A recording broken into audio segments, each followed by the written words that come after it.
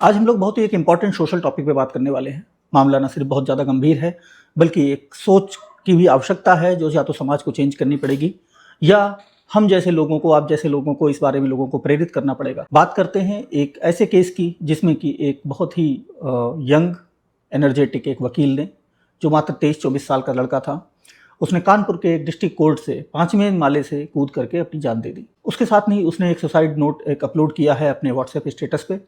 उसमें कुछ ऐसी दिल को तोड़ने वाली और समाज को झकझोरने वाली बातें कही गई हैं जिस बारे में डिस्कशन करना आज हमारा और आपका बहुत जरूरी है। नमस्कार दोस्तों, मेरा नाम है अमित और आप देख रहे हैं माई व्यूज। चलिए शुरू करते हैं।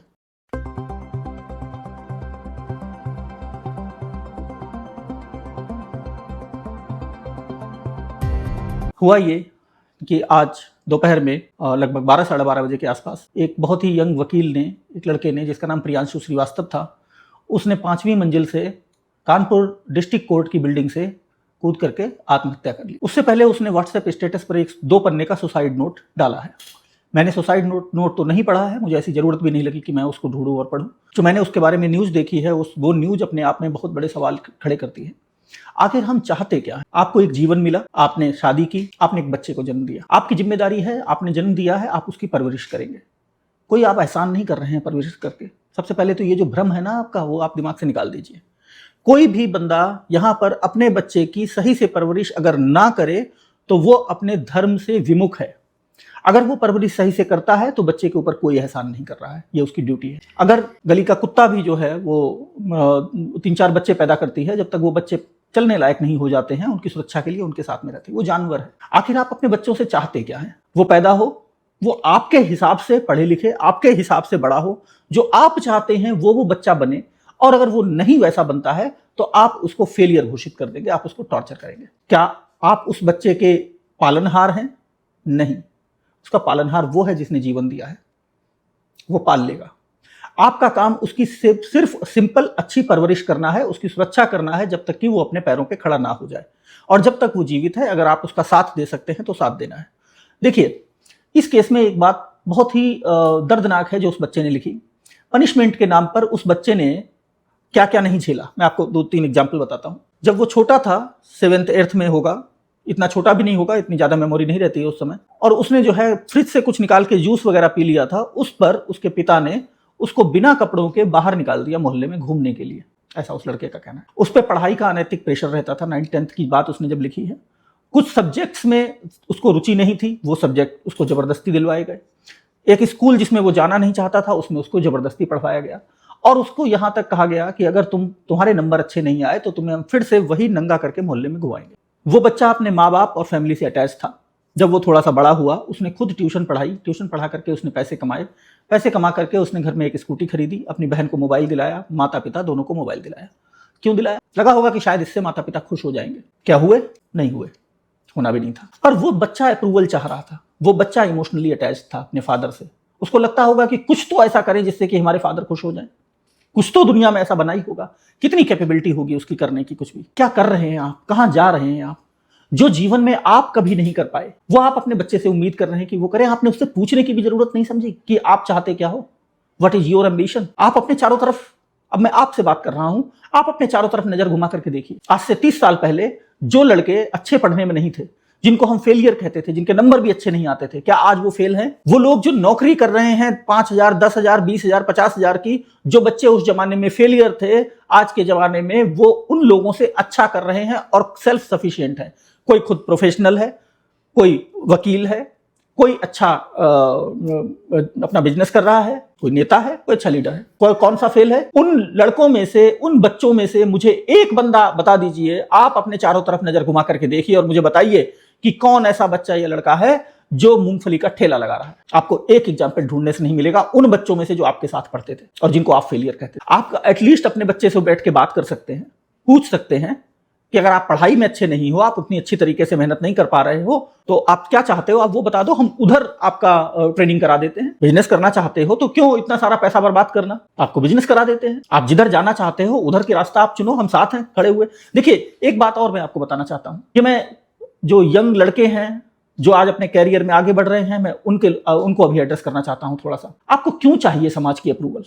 आपको क्यों चाहिए कि कोई बंदा आपके किसी काम से खुश हो या नाराज हो? क्या आपका जीवन भगवान ने आपको सिर्फ इसलिए दिया है कि आप दूसरों के रिएक्शंस देखते रहें और उससे अपनी मेंटल स्थिति अप एंड डाउन करते रहें? क्या फर्क पड़ता है आपको? कुछ लोग आपके किसी काम से खुश होंगे, कुछ लोग खुश नहीं होंगे। कुछ डिसीजंस आप जीवन में लोगे जो कि आपके बहुत अच्छे डिसीजंस होंगे, समाज ताली बजाएगा। कुछ डिसीजंस आपके ऐसे होंगे जो अच्छे नहीं होंगे, समाज ताली नहीं बजाएगा। जब आप सफलता की पहली सीढ़ी पे कदम रखेंगे तो लोग आपको पीछे खींचने की कोशिश करेंगे। आप जिनका अप्रूवल जिंदगी में सबसे ज्यादा चाह रहे हैं, उनसे ज्यादा पीछे आपको कोई नहीं खींचेगा। मैं आपको बता रहा हूं, अप्रूवल चाहना बंद कर दीजिए। एम्बिशंस होती हैं, सबकी होती हैं। आपकी भी कुछ एम्बिशंस होंगी कि आपको आगे जीवन में ये बनना है, और आप लगे रहेंगे। आपकी तपस्या है, वो तपस्या आपको उस डेस्टिनेशन तक जरूर लेकर के जाएगी। पर आप इस बात का इत्मीनान रखिए कि उस रास्ते में आपके घुटने छिलेंगे, आप नीचे गिरेंगे। एक बार नहीं गिरेंगे, 1000 बार गिरेंगे। तैयार रहिए। दूसरों का मुंह मत देखिए, वो आके आपको उठाएंगे, आप ही को उठना पड़ेगा। फिर से आप गिरेंगे और फिर से उठना पड़ेगा। अब मैं आपको एक बात बताता हूं, भगवान ने आपको आदमी बनाया है। क्यों? इसलिए बनाया है ताकि आप लड़ें। आपका जीवन लड़ाई का है। उस जमाने में, पुराने जमाने में तलवार, भाले और तीर कमान लेकर के लड़ते थे। आज की लड़ाई चेंज है, बात तो वही है। हार कैसे सकते हैं आप? समाज, माँ बाप, भाई बहन, बहुत सारे लोग आपके जीवन में जुड़े हुए हैं, लेकिन वो आपकी नियति तय नहीं करते। आप आदमी हो, आप बाहर जाओगे वहां भी लड़ाई है, घर के अंदर रहोगे वहां भी लड़ाई है, आप वर्क प्लेस पे जाओगे वहां भी लड़ाई है। कोई ऐसी जगह आपको नहीं मिलेगी जहां आपकी लड़ाई नहीं है। और इसीलिए आपको आदमी बनाया गया है, क्योंकि आप लड़ सकते हैं और आपको लड़ना है। आपने जो निश्चय अपने दिमाग में बनाया है, जो ध्येय आपने बनाया है, उस पर आप डटिए, लड़िए उसके लिए।